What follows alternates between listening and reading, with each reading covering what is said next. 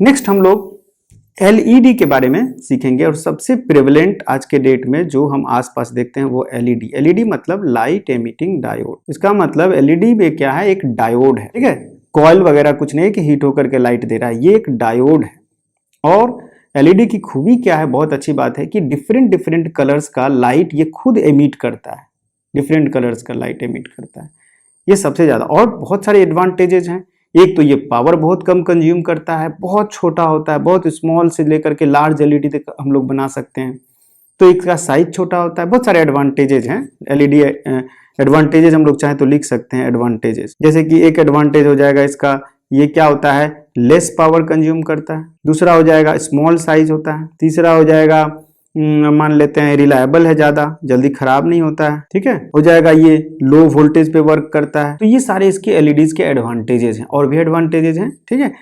तो अब हम लोग एलईडी कैसे फंक्शन करता है वो पढ़ते हैं। एलईडी में क्या होता है कि एलईडी में फॉरवर्ड बायस पीएन जंक्शन होता है, PN junction in forward bias, ठीक है, PN junction in forward bias. तो पीएन जंक्शन बनाते हैं और फॉरवर्ड बायसिंग में ये किस तरह से लाइट को एमिट करता है वो चीज देखते हैं यहाँ। अच्छा, फॉरवर्ड बायसिंग से क्या हो जाएगा, अगर forward due to forward biasing diffusion current ज्यादा होगा, डिप्लीशन रीजन छोटा हो जाएगा, बैरियर पोटेंशियल घट जाएगा। डिफ्यूजन करंट को हम लोग माइनॉरिटी कैरियर इंजेक्शन भी कहते हैं। क्यों बोलते हैं माइनॉरिटी कैरियर इंजेक्शन, क्यों बोल सकते हैं, देखिए मान लेते हैं कि ये पीएन जंक्शन है, ये पी साइड है, ये एन साइड है, और ये डिप्लीशन जोन है जहां पर कोई चार्ज कैरियर नहीं है।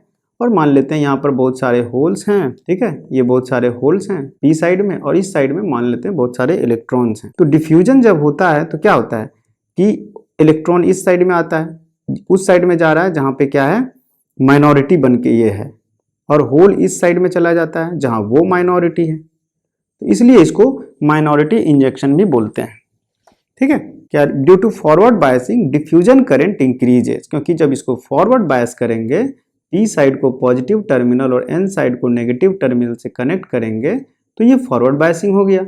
और फॉरवर्ड बायसिंग से डिप्लीशन रीजन छोटा हो जाता है, घटता है, और डिफ्यूजन करंट इंक्रीज होता है।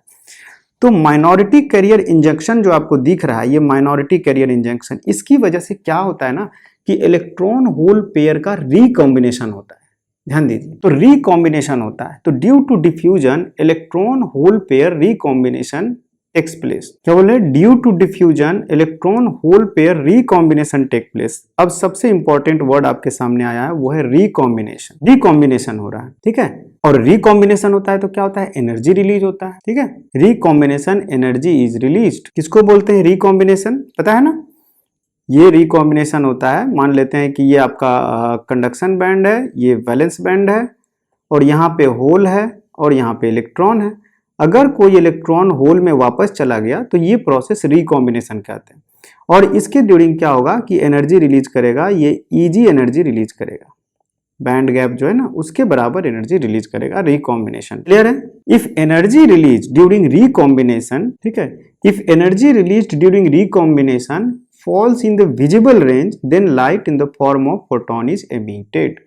तो एलईडी का मेन काम क्या हो गया, रिकॉम्बिनेशन की वजह से लाइट एमिट हो रहा है। रिकॉम्बिनेशन जब होगा तो क्या होगा, एक इलेक्ट्रॉन यहां से कंडक्शन बैंड से कहां जाएगा, वैलेंस बैंड के होल को भरने के लिए, होल है इसको भरने के लिए ये इधर आ जाएगा। जब आएगा तो कितना अमाउंट ऑफ एनर्जी, जो ईजी अमाउंट ऑफ एनर्जी है वो रिलीज करेगा, जो भी गैप है बैंड गैप, ठीक है।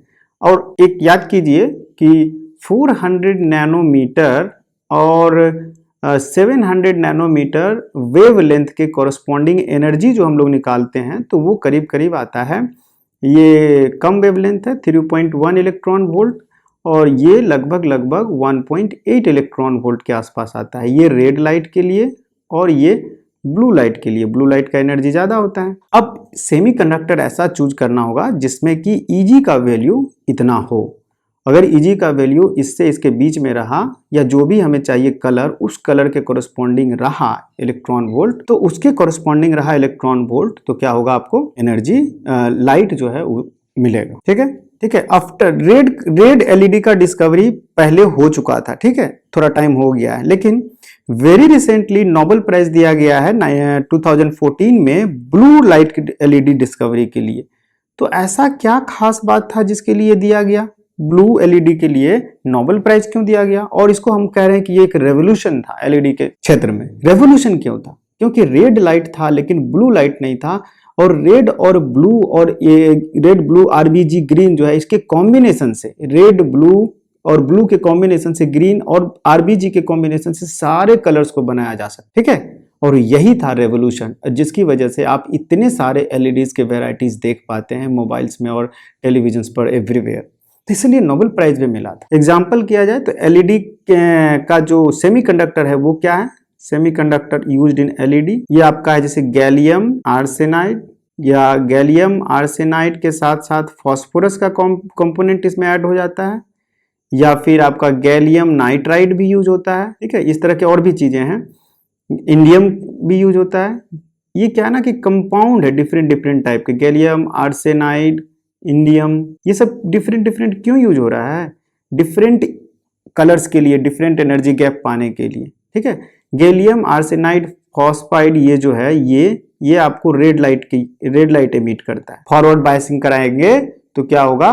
इलेक्ट्रॉन होल पेयर रिकॉम्बाइन होगा, रिकॉम्बिनेशन की वजह से एनर्जी एमिट करता है, ठीक है। नॉर्मली इसमें 60-40 का देखा गया है कि आर्सेनिक 60 और ये फास्फोरस 40 का रेशियो से डोपिंग किया जाता है टिपिकली। फॉरवर्ड बायसिंग में टिपिकली एलईडी का जो करंट होता है, LED current typically 20 micro ampere के आसपास होता है, ठीक है।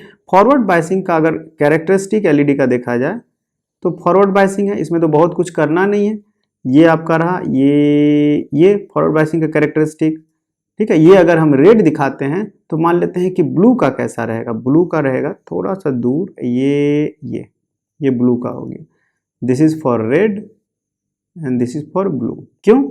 सोचिए, क्योंकि ये जो करस्पॉन्डिंग एनर्जी जो रिलीज हो रहा है यहाँ पे, ये ब्लू है, रेड के लिए 1.6 वोल्ट और ब्लू के लिए ज़्यादा वोल्ट है 3.2 वोल्ट। VI characteristic. रेड क्या होगा कि कम एनर्जी चाहिए रेड के लिए, तो रिकॉम्बिनेशन एनर्जी कम चाहिए रेड लाइट के लिए, तो इसलिए क्या है, ये जल्दी आ गया। कम वोल्टेज पे रेड लाइट है, थोड़ा और वोल्टेज बढ़ाइए तब जो रिकॉम्बिनेशन एनर्जी रिलीज हो रहा है वो आपको ज़्यादा वोल्टेज यानी कि ज़्यादा एनर्जी जो कि ब्लू लाइट के लिए हो, ठीक है। तो ये एलईडी का कैरेक्टरिस्टिक आप बोल सकते हैं, 2 कलर्स के लिए दिखा दिए। फॉरवर्ड बायसिंग में होता है, ठीक है। LEDs are not formed, silicon से एलईडी नहीं बनता है, सिलिकॉन सेमीकंडक्टर से एलईडी नहीं बनता है, समझे।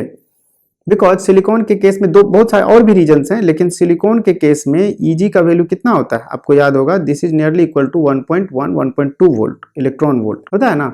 और इतने इलेक्ट्रॉन वोल्ट का अगर आप देखिएगा तो ये आउट ऑफ विजिबल रेंज है, इसका कोरस्पॉन्डिंग निकालिएगा एनर्जी तो रेड ब्लू विबग्योर से बाहर है। तो एक वजह तो ये है, दूसरे और भी वजह है जो हमारा टॉपिक नहीं है डिस्कस करना, इसलिए उसको नहीं डिस्कस करते हैं। लेकिन ये जानना जरूरी, सिलिकॉन से नहीं बनता है, इसलिए ये सारे लिए गए हैं यहाँ पर जो दिखाया गया है डिफरेंट, ठीक है।